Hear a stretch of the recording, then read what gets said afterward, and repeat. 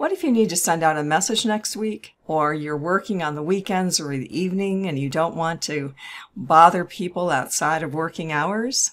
You can take these items off your to-do list by creating a message with a delayed delivery. Start first by creating a new email message or reply to an existing message. Here I want to reply, but I want to be respectful of the working hours of my team members. To delay the delivery, I'll find this under Options, and in the More Options group, Delay Delivery. Here is my option, do not deliver before, and I'd like this to go out Monday morning. You'll notice that there's other delivery options that you might want to explore. For this, I'll close.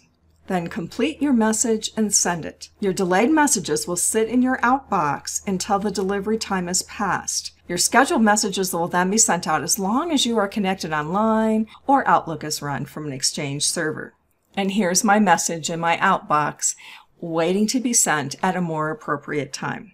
Now you've seen how to save time and effort by working with Delay Delivery in Outlook. For more tips on being productive with Microsoft Outlook, or to sign up for my tips newsletter, visit thesoftwarepro.com/Outlook.